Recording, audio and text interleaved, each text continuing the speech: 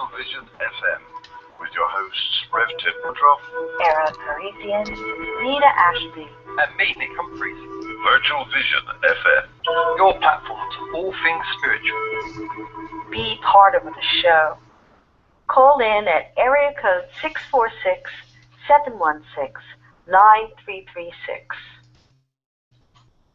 Hello and welcome once again to Virtual Vision FM. It is your platform to all things spiritual. And again, today we have an incredible guest that's going to share all sorts of wisdom with us and do readings. And from what I understand, she's also going to be doing distant healing. So you don't want to miss this. Welcome to everyone who's in the chat room on the webinar platform. Christina, Sandra, Vivian, Dave. Wonderful to see you here. And for all those hanging out in Blog Talk, welcome to you as well. So I'm going to bring in my wonderful co-hosts, Ted Woodruff and Nina Ashby. And did you guys notice the different intro today? Oh, yes. Yeah, oh, yes. I'm included. Woo! Yeah. Be a part of it. Be a part of it. Yay. Matter, right? No matter. Yeah, we have been sort of playing with this for weeks now, and we haven't really been giving away too much information.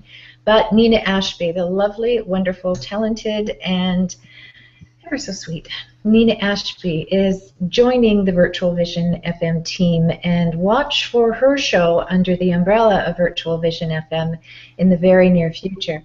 So she is going to join the likes of Nick Humphreys, who is in Norway this week and will not be able to join us, unfortunately, but he as well is part of the Virtual Vision FM team, and he will have a show on Virtual Vision as well. So we're growing in numbers, we're growing in great strides, we are trying out new platforms, and it's all to bring you the very best in spiritual programming that the internet has to offer, really.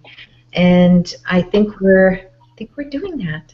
Now, the other thing that I do want to talk about today is the fact that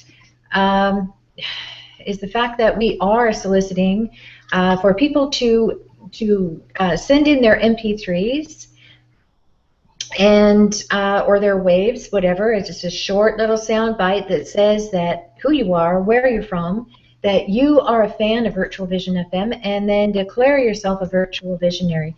It is so important for us to band together and see how far-reaching this huge and wonderful vibration actually goes. So be a part of that movement and see how you impact your neck of the woods. I mean, that's what it's all about, right? So, Ted, how have you been doing and what have you been up to? Hi, as always, I'm well. And I was complimented the moment I came on camera this evening by our dear Nina, who's often in search of our guest at the moment. Yeah, busy as always. And for folk who are new to listening to this, I don't want to bore the regulars, but essentially I'm the Rev Ted Woodruff, and I'm developing an holistic centre and kind of a place of excellence for all things spiritual here at what was the family home and will remain the family home in a sense since my mother's passing. And there's already been, since January, very soon after Mum's passing actually, a series of events and workshops and things happening. And on a regular basis now, we have, for example, on a Monday, we have a mindfulness workshop going on. I don't know a lot about it, but it seems to be kind of the new thing at the moment that's having quite an influence and effect on people when they learn it, and a very positive effect. So that happens on a Monday evening. Wednesdays we've been doing Circle, but it looks as though we're going to just change direction slightly on that and go for having regular readings as it happens, and guest readers to come and spend time in where I'm sitting while there's a whole group of people sort of socializing and having a chat in the other part of the house. This Wednesday we're having a get-together, just a sort of spiritual discussion or a conversation, but not intense per se, but a group of perhaps like-minded people who want to learn a little bit about it, and some people who know a lot about it, sort of thing. So that's this Wednesday. Thursday is the regular beginners psychic development workshop, which is into week 8 now. And today, away from here, I must do a shout out for my sister and my niece, my sister Julie Simons and my niece Claire Blanchard, and indeed Emma Barry Knowles and the Reverend Lee Knowles, because they did a ride and stride charity event, either cycling, which I didn't realise was going to happen, or walking, an 8-mile course in aid of a charity in this country, certainly called the Pilgrim's Hospice, which was very dear to our hearts because they were absolutely amazing during Mum's ill health, for want of putting it better. Lee and Emma completed the 4 miles, but then Lee had to work sort of from 1 o'clock, so that's the story I'm putting out there, but I think one of them was a little weary with no socks under. Oh, see, I'm giving it away now who it was. But anyway, a big shout out to them because they did awesomely, and it was for a good charity. And I was behind the lens, not in front of it, so I'm afraid Sandra Milton won't get the benefit of my wearing a rainbow tutu, my dear. Mind boggles. Yes. Mind boggles. So yeah, busy weeks, busy day today, really good day fundraising, and it was a pleasure to be there today on a fresh British spring day with summer a week away. Well, you have been very, very busy, and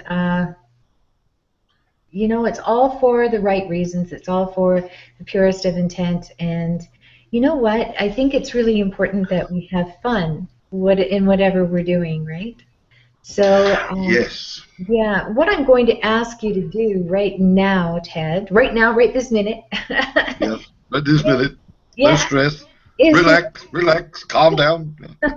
Is the 1 minute me moment, and let's get everyone sort of settled and calm and grounded, all right? And I'm just going to help Nina out behind the scenes here, trying to get our guest on the air, all right?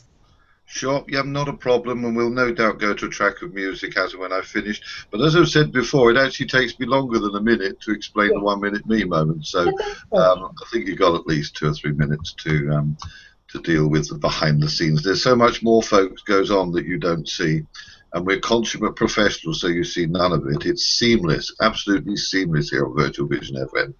And I must echo what Era said about the Virtual Vision ethos and everything, that it's lovely that people are starting to considerably contribute to becoming virtual visionaries, which is a lovely tag and a nice connection for us globally and across the world. I know a number of listeners are out there locally to me, but I also know there are listeners out there 100,000 miles, exaggerating, but thousands of miles away, which is extremely wonderful, because this social media aspect of the internet does bring people together, and as long as we remember that that is what it is social media, and there is a real life and a real world just out the front of your door, so connection directly with people is preferable. But it's a good tool, nevertheless, to be on Facebook, Twitter, Pinterest, or indeed joining us here on Virtual Vision regularly. Excuse me, I just need to sort my throat out. So yes, the 1 minute me moment, which started quite a few months ago now, because I had into my mind that it's recommended that we do like 20 minutes exercise a day, or we walk a mile every other day or whatever. And not everybody can do that, because although they kind of maybe should make the time to do it, there's a lot goes on in your life. You know, you've got children, you've got responsibilities, you have jobs, you have employment, you're in relationships, and we don't always get a chance to do our 5-a-day nutritionals, and as I say, to get down the gym 3 times a week, to take the walks like we should and whatever. And all these recommendations, walk up and down the stairs for a few times and get your exercise. Society's onto us of what we should be doing to conform and comply and whatever. So I just came up with this really simple idea in my mind, that perhaps if everybody managed to take a minute out of their day, then that would be a positive step in a direction. And of course you can increase the time to 2 minutes, 5 minutes, 10 minutes. You know, some folk meditate, but other folk hear about meditation but don't sort of follow it up or really know how to step into that zone to do it. So here's my idea, the 1 minute me moment, and it just involves this. At a moment in your day when the children are at school or the children are in bed, the dogs are quiet, the husband's at work or the wife's at work, and you're by yourself, have a seat in a comfortable chair. It can be an upright chair, it can be a recliner or whatever, and close your eyes. Place your feet on the ground and imagine that your feet are grounded down into Mother Earth, and this will stop you sort of floating off etherically. And grounding is very, very simple. Imagine a vine connecting your ankles, your feet, connecting them at the point of the ankles, and then another vine from the middle of that one connecting your ankles. Take another one down, down, down in your mind's eye, down deep into the Mother Earth, into the earth, and attach it in your mind's eye around a rock or a boulder or a big solid tree trunk so that you feel grounded down into the earth plane. And at the same time, imagine, like back in the day in the UK where we had the Ready Brek Kid, imagine an aura, an eggshell of protection of gold or white or whatever colour you resonate with or feel comfortable with. Personally, I like white because there's the purity of it, and the white is just nice. Gold is a good power colour and a very comforting colour, like the sun rays, whatever. And imagine that around you, an aura, an eggshell of protection. So you're grounded, and you've got protection around you. And with your eyes closed, preferably, imagine, or at least concentrate on your breathing. Concentrating on your breathing, this will make you focus. And breathe in through your nose, and hold for 3, and out through your nose. And in through your mouth, because that makes you concentrate on your breathing by changing it from the nose inhalation to the mouth inhalation. So breathe in through your mouth, hold for 3 seconds, and out through your nose. And continue to do that throughout the 1 minute and beyond. And that just gets you into a state of concentration, relaxation, and being within you.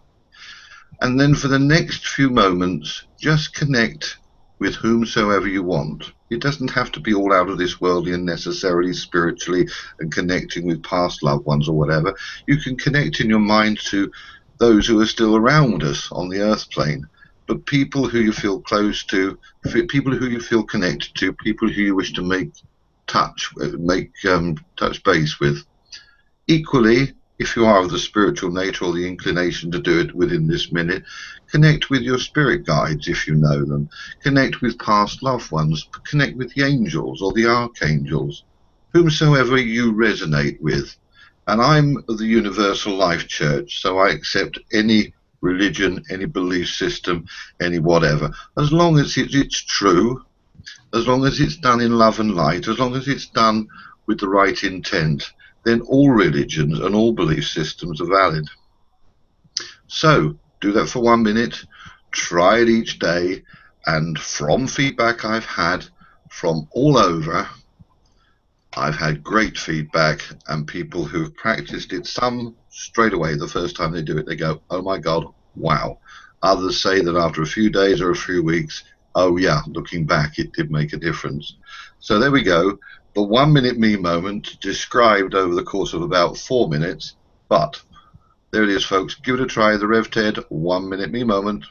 It is powerful, and thank you, Ted. I really appreciate you offering that to us each week. I think it really does make a big difference, and you know what I'm going to say. Try it, then deny it. That's where I come from. And, you know, our chat room is filling up with attendees, so thank you very much for being here. We have Gail, Sandra, Stephanie, Vivian, and Dave. And Dave is being Dave, let me tell you. I've known Dave for years online, and he is such a treasure, and I'm not being sarcastic. So there you go. I can be nice once in a while. How about that? We are still trying to work in getting our guest actually right on the webinar, but there seems to be yet another glitch in the technology here. And that often happens with a new platform, and it's as we move forward, we find all the glitches, or they find us, is more like it, and then we have to do double duty and try and make the corrections as we go on the fly, and sometimes that's kind of hard, but we do our best. And it looks like, Nina, if you could join me, please, on the webinar. It looks like we may have Colleen, our guest, on Blog Talk only, which is the audio version of the show. So we may not have a visual Colleen with us today. Is that correct? Yes, okay. So I've just finally been in touch with Colleen, and the area code 563 is Colleen on Blog Talk Radio. Unfortunately, for some reason, she can't get into Google Hangout. I don't know why. We'll try again a little later, but if we can get her on audio, everybody will be able to hear, hopefully, and good. That's the best we can do for the moment. I think that's marvelous that we can actually do that. So, kudos to you for getting that to work. And I know our listeners will appreciate it, even though we can't see her. See her lovely face. And hello, everybody in the webinar chat room. Yes. Nina, what have you been up to lately besides working behind the scenes, scurrying around? I've been working behind the scenes, scurrying around, and scurrying in my usual way. I'm here to serve people through giving readings and counseling. It's been very intense with the eclipse and all of the incredible planetary crunches that we've been having to go through over the last week. So I had a lot of clients who were very grateful to have a shoulder to cry on. Let's put it that way, as well as feedback and encouragement and upliftment. So it's been a pleasure to serve and when I'm needed, and that's what I continue to do. Well, good for you, and you do it so well, and, you're absolutely right. It's when these planetary alignments occur that, I don't know, my business gets really busy. People just don't know what's happening. They're broadsided by all sorts of stuff. And, I have to say, and I don't mean to get personal here, but, I'm a firm believer that whatever our experience, it is an opportunity to heal and grow. And it does become a tool. And I'm a firm believer that I share the tools as I find them. So, with this planetary alignment that we've experienced in the solar eclipse that happened, it is a lot of stuff being dragged up from the past. Right? Yes, absolutely. Yeah, and, all this stuff can come from you that you didn't even know was residing with you vibrationally. And don't feel put upon when that happens. It is an extraordinary gift.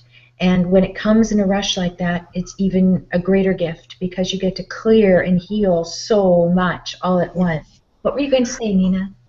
I was going to say that's really true because, whenever we have these heavy Pluto transits, it was the last square of Pluto, Uranus, but with Mars put in there. So, there was a lot going on with old issues that were buried very deep, and you thought you'd never see them again, and whoop, Uranus comes, and suddenly, wow, like a lightning bolt. And Saturn is now retrograding too, and Saturn to me is the one that brings on the life lessons. So it's going back and it's offering up everything too that has been harbored. Right, and Pluto is in Capricorn, which is the natural sign of Saturn. So, I mean, this has been going on, and it moves very slowly in the heavens, so where it's really kind of grinding deep in there, and we're all having so many lessons, and it's good. It's good. It's painful. But it's time. But shedding skin is always a bit painful. Well, yeah, it is until you become aware as to why it's happening, and that's what's happened with me just this past week. Last show, I have found out that my birth mother is dying, and she only has, I don't know, I thought 2 to 4 weeks, and I just got a text just before airtime that she is back in the hospital. They rushed her back. So time is of the essence, and I'm trying to get myself out to Saskatoon to be with her because that is important. That is important to close the cycle of that. But given the nature of my birth mother and I, the dynamic that was set in motion even at my conception, there's a whole list of stuff that comes up from a very deep level, and I really believe that a lot of it comes from the DNA. Right? Because, you know, the angst that she was in as a young girl going through this traumatic experience. So there's so much that comes up that you don't even know you're harboring, and that's what has happened with me. It's just all laid it out on the table, and here I am. And it's been very painful until I realized that in the struggle I was having, therein lies my awareness. Yes. Because growth and evolution does not need to be a struggle. And so I took a step back, and I talked to some very dear friends of mine. And they kind of like turned things around very, very quickly because they identified certain things that I was only able to perceive one way. So, you know, hats off to all my friends. Right? You guys have been great.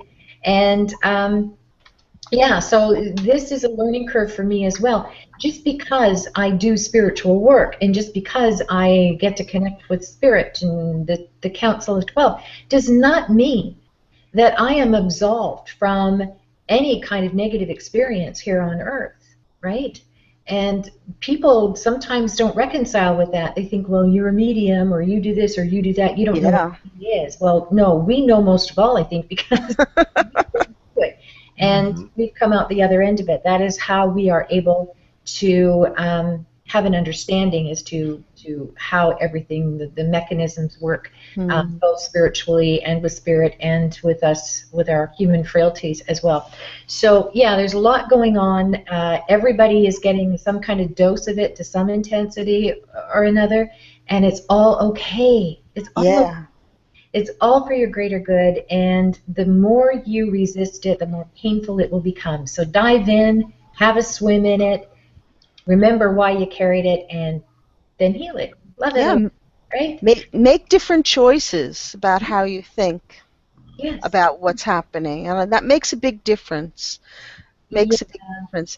I have my husband's been ill and was in hospital, and people say to me, "Aren't you worried?" And I say, "Well, I'm concerned, but I'm not really worried."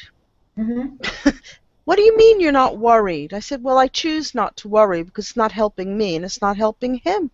He's back in the hospital again? No, he isn't. But I'm just sharing, you know, about attitudes during difficult times. And I'm sure all of our viewers and can relate to that in the chat room and such. So all our love and blessings to you, Era. Obviously, this is, you're using this in such an inspirational way for everybody else as well as yourself, and we all wish you well. Well, thank you. And it's a work in progress, and if we don't share, none of us really get to know how someone else is dealing with it or not, right? So exactly. It's really important. I've always been a firm believer that you got to share, and sharing to me doesn't mean, oh, let me cry on your shoulder every day. No. It means let me share. This is what I see. This is what I feel, and this is what I'm doing about it, right? And we all have that opportunity to choose that, I guess, is my point. And no one doesn't get the opportunity to choose. Let me tell you. Ted, did you want to say something?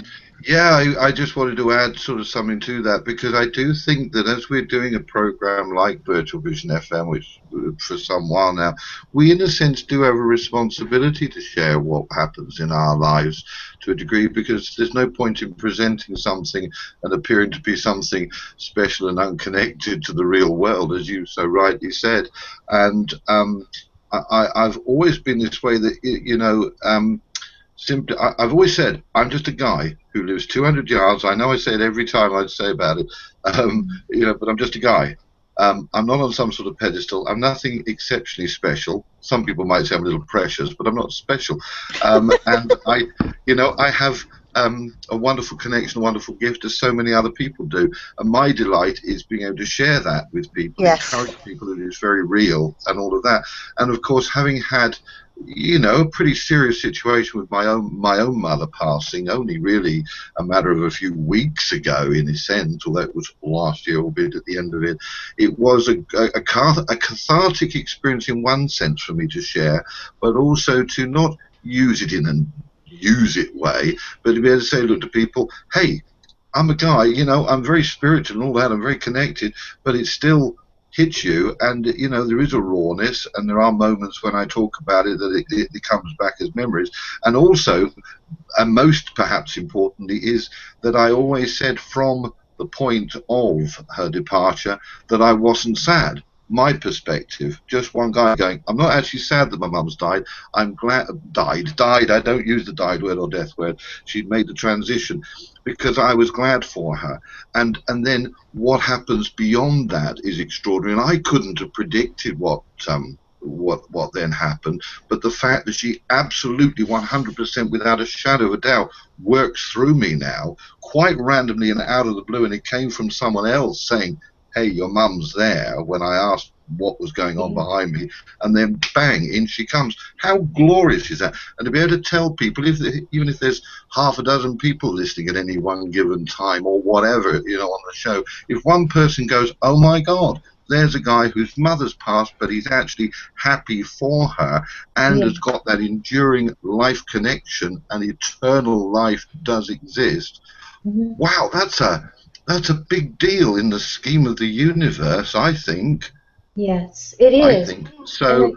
Kudos to you for sharing whatever, and yeah, my sympathies with you, but equally, as you know, life is eternal and it continues, and it's this process that we go through when they're suffering or they have issues or whatever, but they're destined very soon to be at peace, truly at peace and pain-free, and it's an awesome state of being in that other dimension if we can keep that memory of that. I'm sort of grateful that she is so close to experiencing that euphoria. I truly am. And I think, too, that when you are with the person and you are an active participant in their life and you are with them through diagnosis right through to the end, you are grieving the whole time and you are coming to terms with it the whole time. Not like when someone passes very, very suddenly, all of a sudden you're just like thrust into it and you have no frame of reference, really. With my birth mother, she's been ill for a while, but I did not find out until just a few days ago, so everything is sort of rushed to the forefront.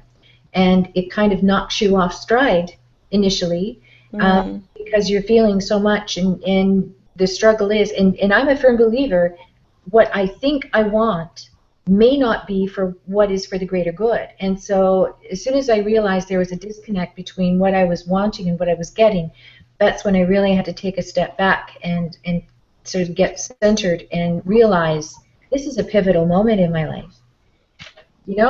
And no matter what it looks like, it is an extraordinary, powerful moment. So I'm going to live it in full awareness and do whatever it is I can do to honor this woman who gave me life. That's brilliant. Brilliant. Yeah. And how many people get to walk that way, right? It's all about the awareness, and I love it. I love it. So what we're going to do today, thanks guys for listening, is I'm going to kind of take a back seat with the show today, and I'll be off camera and but reachable. And I'm going to let Nina drive the interview today because she knows our guest very, very well. Ted is going to be assisting her in that, and a finer team I don't think I could have paired. So I know you guys will really make this guest shine, and I will see you at the end of the show. Thank you, Era. So I'm going to bring in our guest. Let me say a few words about her before she actually arrives. Colleen Helgerson is a shamanic healer and who's been works with and a Reiki practitioner and a medicine woman, and she does a lot of what we call Akashic record healing. And I'm looking forward to having her explain to you and share with you her amazing talent and gift. And hopefully she will do some readings, and she promised to take us through a meditation, which then we can then have some feedback from you people, participants in the chat, both chat rooms, and I'd like to welcome her onto the show. So let me just get her. Hold on a second. Hello, is this Colleen? This is Colleen. Hello, Colleen. Can you hear me? It's Nina. Well, and can you hear me? Yes, we can, and welcome to the show. We're very sad that you couldn't, for some reason, get into the webinar, so everybody could share your presence and your visual presence, but we love having you here, and we look forward to having you share your wisdom with us. Well, I'm very glad to be here. I put up makeup and everything, and now I don't get to be seen. I love that. Lovely. I don't know. Maybe we can try again. I don't know exactly what the problem is. But would you very much mind starting off? First of all, I want to introduce you to my co-host here, Ted Woodruff, who's a hands-on, old-fashioned, old-school hands-on healer, right, Ted? Yeah, pretty much that. Yeah, the old school hands-on healing, very much into that. Hi, Colleen, welcome, and thanks for joining us. Thanks for having me, Ted. I think there's going to be some interesting stuff here with the Akashic Records and Reiki and all of that. So, as you heard, Nina's leading the show, but I'll pop in and ask a few questions as and when I'm invited to. You're always invited to, Ted. You're lovely. So why don't we start by having, in your own words, Colleen, share with us a little bit about how, what you do and how you discovered your gifts or how you got to where you are now. Well, actually, the beginning of this current episode of my life was that my youngest son had a dirt bike accident on our farm and broke both of his legs. And when that occurred, I could not just be standing next to the hospital bed. I really needed to do something. And so that's how I got started with the Reiki work. A few years after that, I ran into a young man who had taken an Akashic class in Chicago and started a month later in the classes myself. And so for the past 15 years, I have been working full-time in energy work and the Akashic Records. I've also taken a number of shamanic classes with a variety of shamanic teachers, which I've enjoyed very much. And in my work in the Akashic Records, it really pulled everything together. And my going in and connecting with a variety of past lives that I had lived brought up different skills in healing and brought them all together. And so it is a combination of the energy work, the Akashic information, and shamanic techniques, and that's what I do.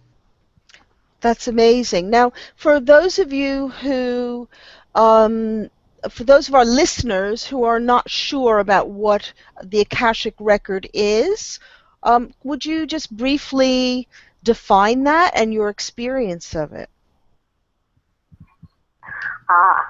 Well, my experience of the Akasha, which is a field of energy where all knowingness exists, is that unlike most people who feel that they're going into a building or a library, I go into a space. and it is a very comfortable, acknowledging, helpful, exhilarating, and inspirational space for me. And that occurs both when I go into my own Akashic record and when I go into the records of other people. So what this is an inspirational, intellectual connection to information about who we have been. And it has existed since the beginning of the beginning, and it holds all information about everything that has ever occurred in anyone's existence. And so within that is all of the things that we have struggled with, all of the things that we have strengthened ourselves with, and the combination of those things is who we are. Right, and so in the course of, if somebody was, when somebody comes to you for a session, they could come for a whole load of different kinds of reasons, right?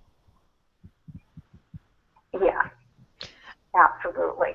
Any number of things, emotional upset or belief system issues, relationship problems, physical difficulties, anything like that.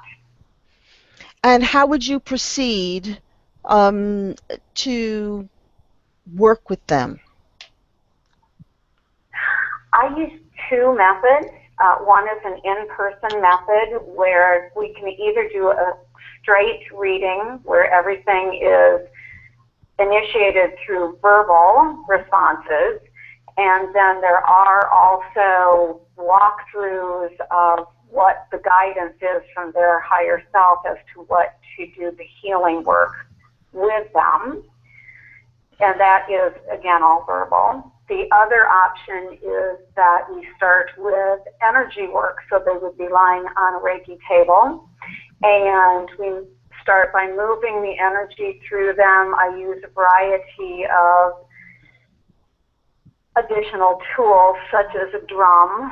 I also do some Egyptian healing, so we're using crystals and a pyramid, that sort of thing, like oils often as well, an olfactory use of the oil, just bringing that oil in through your breathing and allowing it to work with you.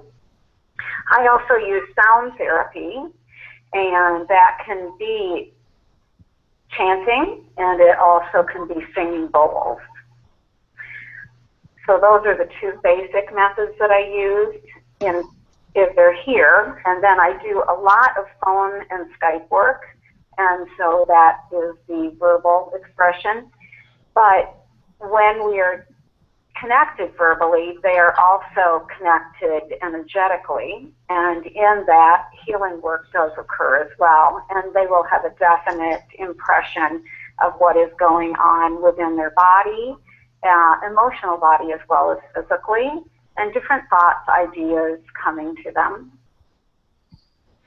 Fascinating. Now, I was very privileged to experience your Akashic record healing, and a while ago, and I thought it was something that I'd never experienced before, and I thought I'd experienced most things before. And it was very, very profound, because I don't really understand quite what happened, but perhaps you can illuminate me and our listeners as to how do you shift the energy at that level? What's happening? You say that you work higher self to higher self. Could you also explain that concept a little bit, please? All right. When I'm in the Akashic field of energy, my higher self is present there and in communication and in presence with the higher self of the person that I'm working with. Mm-hmm. So we all have all of these soul lessons to learn, and we have all of these interactions with people in our lives and situations in our lives. And those bring up all sorts of things that need to be resolved or initiated, either one extent or the other. And when something needs to be resolved, the higher self of the person receiving the healing knows exactly what needs to be done to have that taken care of, feeds that information through the Akashic field into my higher self. And Right. then it is a verbal connection between the higher selves that then initiates the energetic flow. Okay. And since the higher selves are connected to divine source, that is a complete acknowledgement of exactly what needs to take place. When that happened for me, I felt an incredible shift in my field, and it took me a couple of days to really absorb that, digest that energetically. And it really did help me tremendously. It was very remarkable. It wasn't something mental. It was something actually energetically changing. And it's hard to describe, really, because it's quite subtle, but it's real. Absolutely. You know, it's very interesting. There are times when the guidance from the person's higher self will tell me to let them know that it is going to take maybe even weeks or months for this to completely be absorbed within them. Mm. And so it's a very gradual, subtle process. And Right. sometimes it's an immediate process.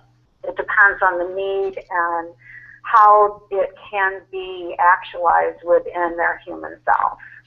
Fascinating. Ted, do you have any questions for Colleen or any comments on what she's shared with us so far? Oh, yes. Oh, not surprisingly. No. Just as a little bit of a background for listeners and for Colleen's benefit, I'm a Reiki master as well. I'm a psychic surgeon, a Corinthians minister, and work with the angels and the archangels. From that standpoint, I have, a fair few contacts in the shamanic, the Reiki, and the spiritual sort of world. And interestingly, and extraordinarily not coincidentally, the subject of the Akashic Records has come up around a number of people in my life recently. And none of us kind of know quite what it's about, and we've sort of touched on the periphery, and we all have little bits of information of what we believe and know. So, reference the Akashic Records, you've explained essentially what they are and where they are, and that they are accessible. And interestingly, Colleen, you said that they are accessible, and I kind of, without knowing this, had been saying to folks, well, my understanding is you can go and access them as will.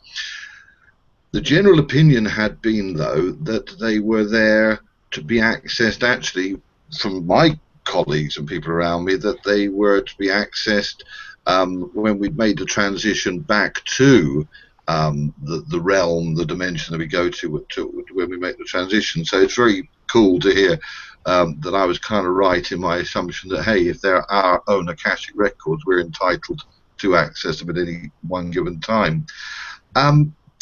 So can you just confirm that for the listeners and my benefit, that they are open to us accessing them via whatever means, i.e. through our higher selves and our connection and the vibrational field, that is allowed by the divine energy that kind of controls everything within the universal space? This is my understanding and my feeling that we have access to them actually at all times. And the higher vibration that we are capable of holding and that we give to ourselves to be able to hold allows us to be interactive with the field called the Akasha, actually at any moment in our lives. Is that what you are? Right. Yeah, thinking. absolutely. I know it was a rather long question, and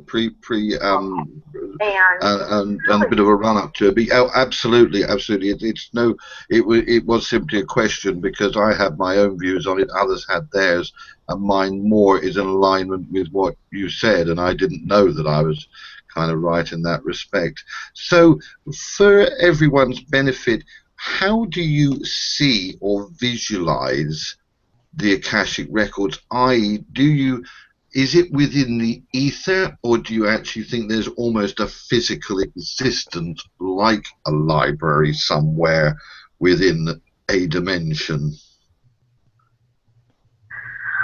Okay, my experience has been that as I teach others to also access the records, and it's so interesting that there are so many different interpretations of being there. I have one friend who goes in and she sees herself walking through the stacks of the library. She chooses a book from the shelf. She lies it on the table and opens it and reads from the page. And so that is her experience of the records. For me, it's much more a physical experience. I feel myself there. It's almost a gelatinous substance that is very comfortable. I feel as though I placed my hand on that substance and I absorb the information. And when I'm working with someone, it appears to me that however they actually receive information themselves from the clairvoyance, clairaudience, etc., is how I am receiving for them. So if someone is more clairvoyant, I have more pictures or a movie going on in my mind and I describe that for them. If they tend to be more clairaudient, I am hearing information for them. Sometimes if I'm supposed to give them a totally accurate verbal expression of something, I will have on my mind's eye a scrolling sentence. So it's just as though someone is typing and I'm just simply reading it directly to them. And when that happens, I know that I have to say it word for word because that has great meaning to them. So you are really acting as a channel. We interact and connect with the Akashic field. It's very individual, I feel. Yeah, you are acting as a channel for their higher self, and you're experiencing it as if they were experiencing it. Absolutely. Right. And then it's extremely meaningful to the person because it is coming through in a way that they would feel it, understand it, absorb it. Right. Right. One of our listeners said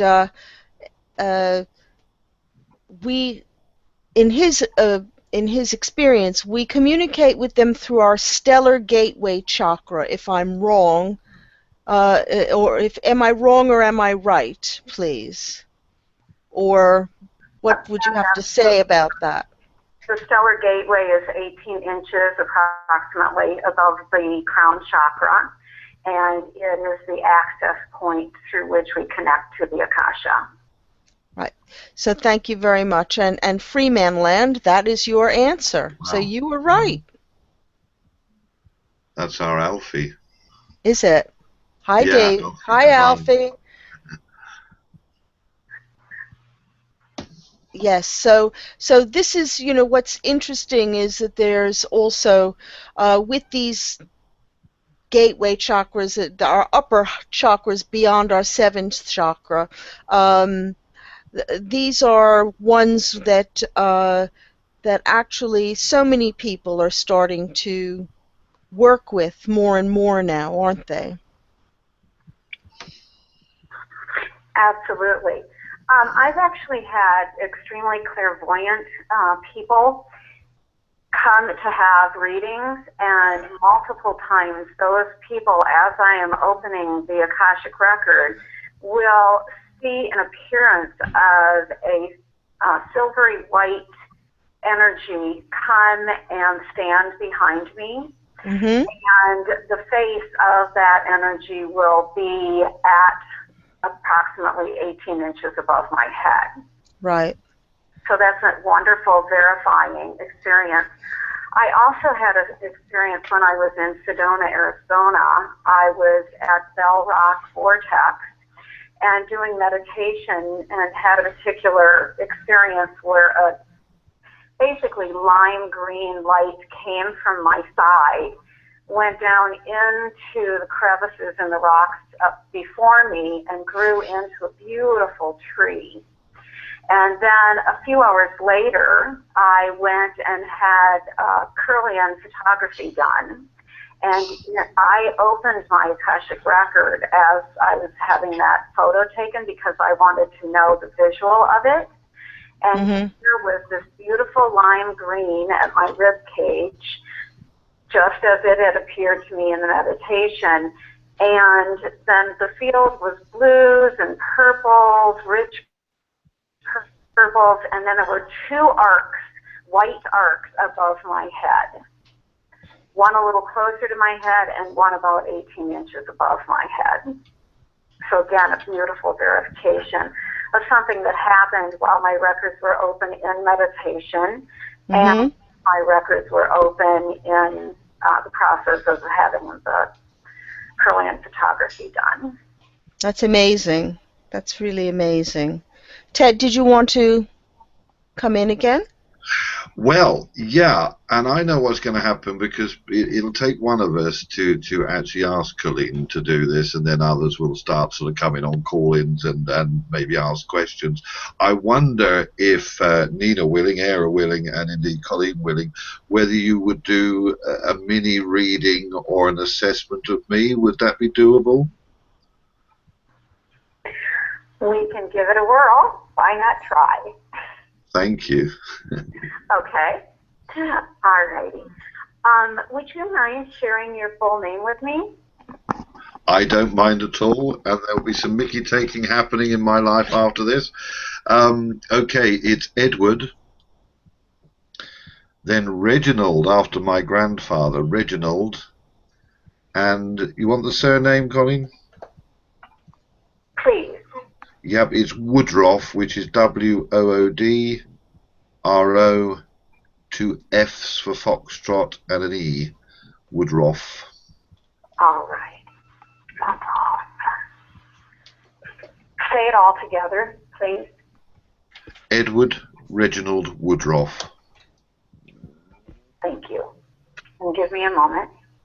Thank you.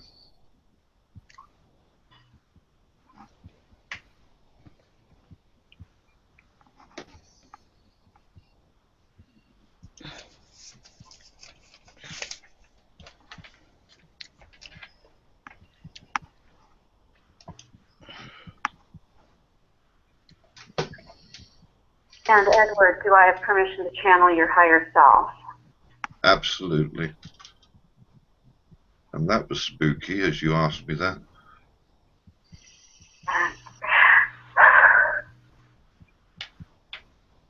You are aware of the concepts that you wish to proceed in this lifetime with. You are associating with those who have promised to come together with you. There's much that is complete in your life. There's access to that which is more. You are comfortable within yourself. You allow adjustments to be made when they are necessary. You are here to complete your mission. It is an astonishingly beautiful and concise. It is the absorption of all that is to be created. An excellent foundation of the experiential.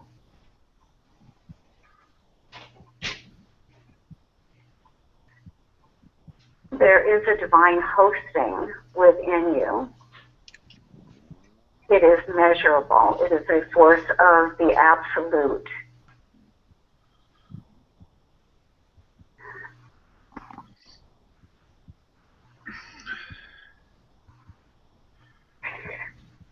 All right. Your higher self would like you to imagine that you have climbed into the chariot that is the experience and the expression of yourself as a devoted emissary of information, light,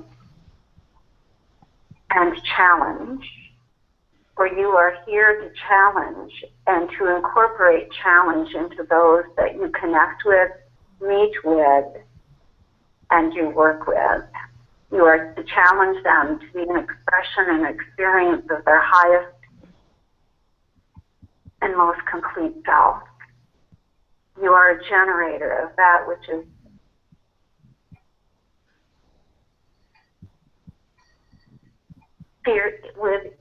or that which is in fierce need of a more clear understanding of self. This is what you do when you work with those who come into the process and connection of your healing work.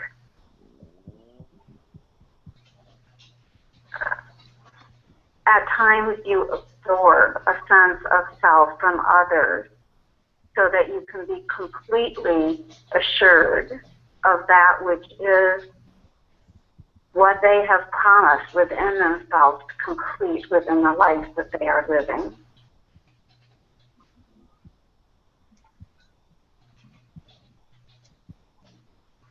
Know that you are doing this in a well and complete manner.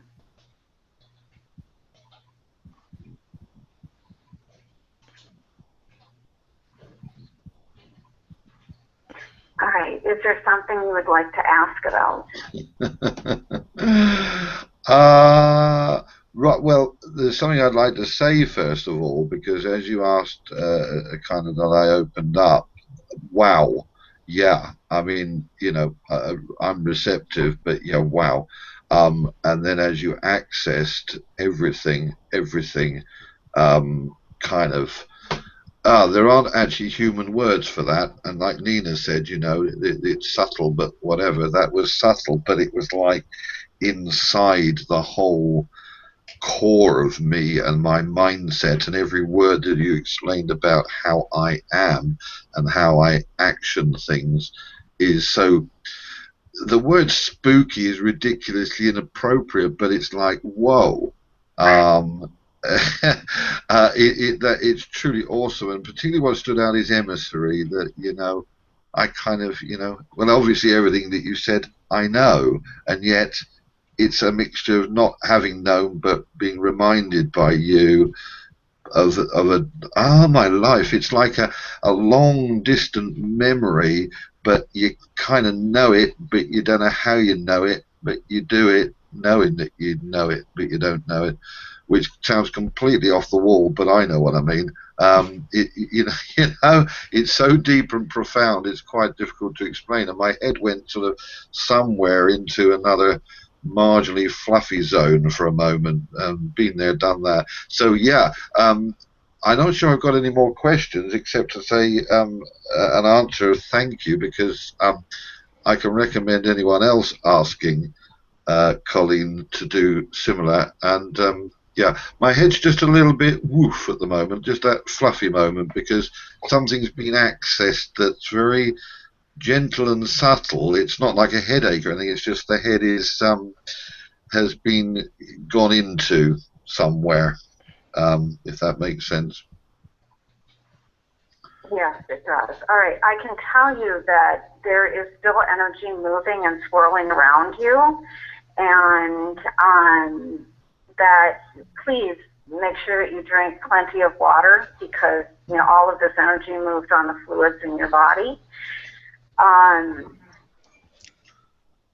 They're telling me, too, to remind you that there are things that are coming up that are especially important to you.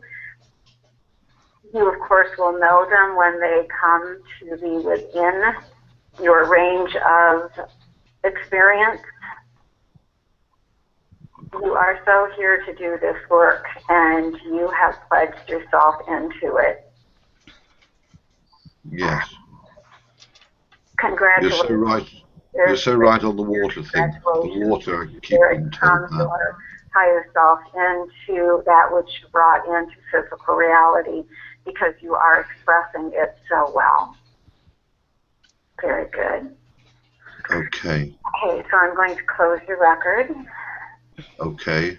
We are grateful for all that has been revealed by our true self and the loving essence of the Akashic record. We know that all change will come into place in the highest good of everything and everyone connected to this. We are grateful and thankful. Amen.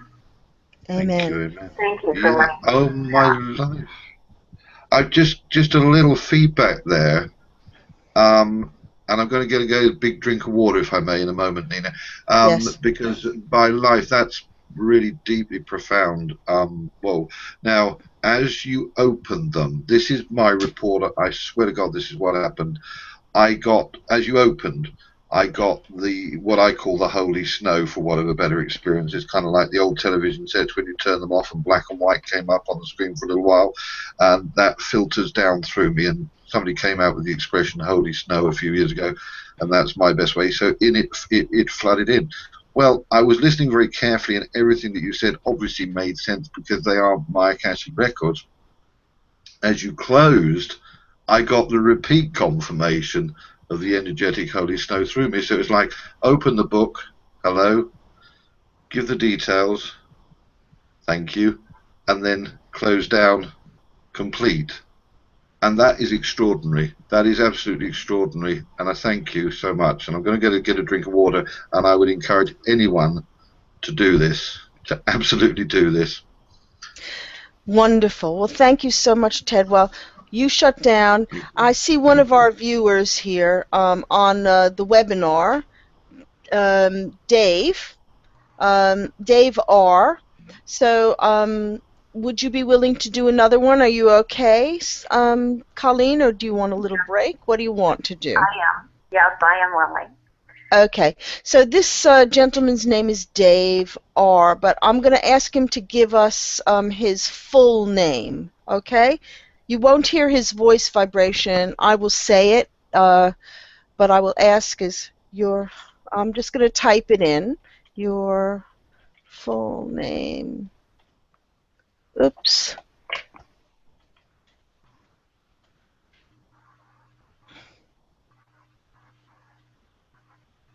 Now a lot of people are saying yes, yes, yes, yes, yes.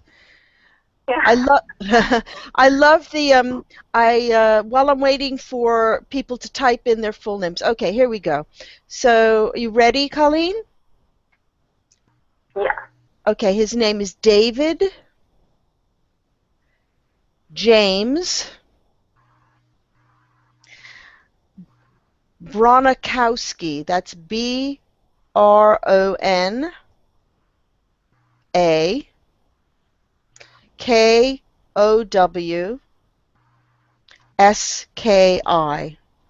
Have you got that?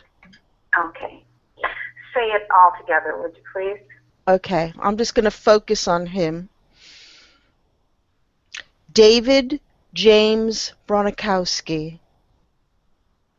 Thank you.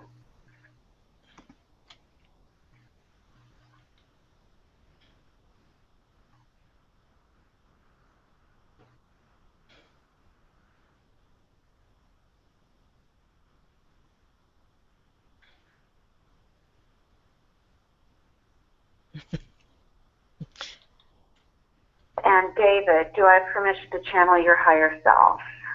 He says, yes, he has. He gives his permission. Okay. There is a complete honesty within you. The choices that you have made have brought forward an expression of yourself that is that of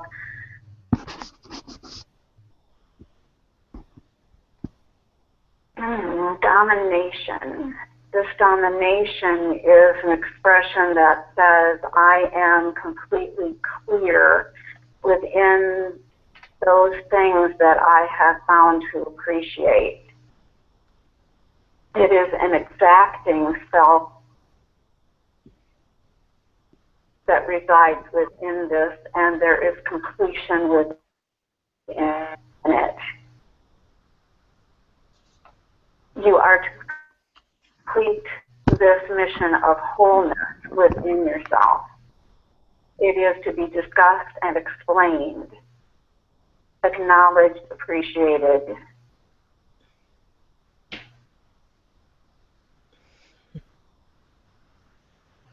It is very good for you to do very visual expressions in your life. The visual allows you to sort through all that is there to complete yourself.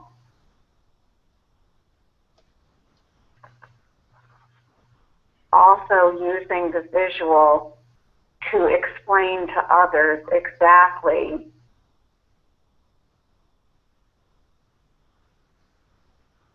what you sense within them and what you share. There is acknowledgement.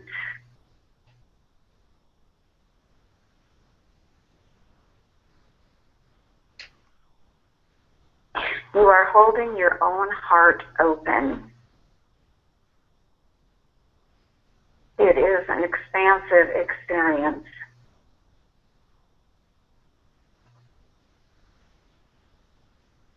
There is a fascination with life, and nothing is to be abbreviated. Fully experience all that you come in contact with. When there is a sense of desire to negotiate for something more, you can do this. To go deeper into that which you find yourself availed to.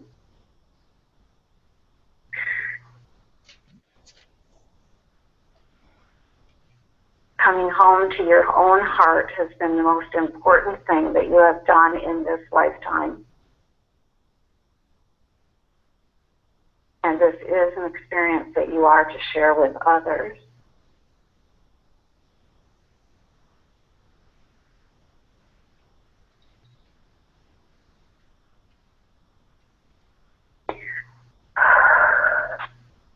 I see Archangel Michael quite close in contact with you. And part of that connection is to wield the sword and cut away that which no longer is to participate within a life where an open heart is now present. All of the old that was connected with the closed and sometimes feeling insufficient heart is to be swept away by the sword of Michael. You do already realize that, but it is the completion of this that is necessary within your process. So allow that to take place for you now with Michael,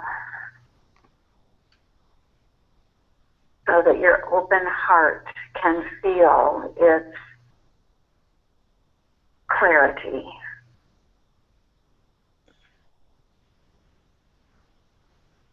Okay. Thank you. Okay, they just said nothing more will happen today. That was what was needed. Okay? Thank you very much. Thank you very much. Dave says he's got chills here. And I'm going to ask him, I think that he agrees that that's okay, and that you can close down the record, and he will give his feedback. Okay, we are simply going to express our gratitude, and the records are now. Amen. Amen. Whew, that was really powerful. Dave says, thank you very much. Actually, right at the end there, they wanted to tell him that this will be a 3-week process, and he will continue to experience episodes of energy swirling through him, and simply acknowledge that and sense gratefulness to the higher self and all of the masters and teachers that are with him in this experience. And thank you. Okay? Dave thanks you. He says it rings so true to him, and that he wants to feed back to you that he has been working strongly on his heart chakra, and he was very much in sync throughout that process. And how amazing! How amazing! Thank you so much, so much. I think that he's also said that he's moving in a couple of weeks. He's new changes, new job, new environment, people, and everything. And thank you, Colleen. Thank you very much. Oh, he's cleared and ready to go. Cleared and ready to go. We love that. We absolutely love that. So, Dave, you've got your homework. I like that. There was a lot of really practical advice given from the record to him.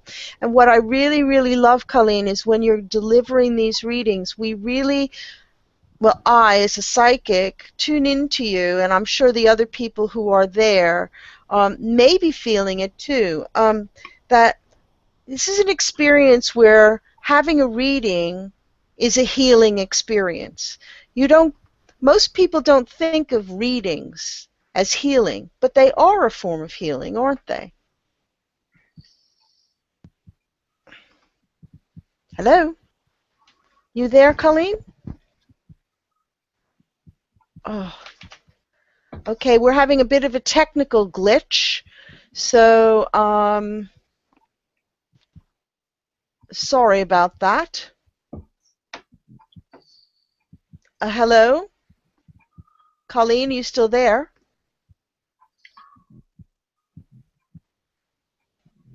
Hello? Okay, we're going to take a little break now, everybody. Well, we're having a bit of a technical moment. Ted, can you hear me? I can hear you fine. Yes, a technical hiatus. A technical. Okay, so we're going to do a little bit of music here, and it's "Shake It Off" by Taylor Swift. So let's shake it off and bring the energy back, okay? See you in a few moments, folks. Go get your cups of tea and all of that stuff. Thank you very much. See you in about 4 minutes.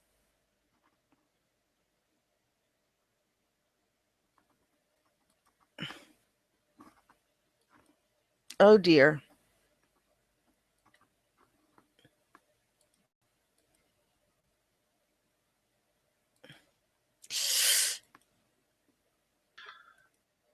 Ted. Do you want me to sing? Yeah. Well, I can't. Blog Talk radio has gone down, and I don't know how to get it back. So I think I'm gonna have to call Era. So everybody, you're live on air. You can all hear us fine, but you can hear we're being challenged. So we'll be back in a few minutes.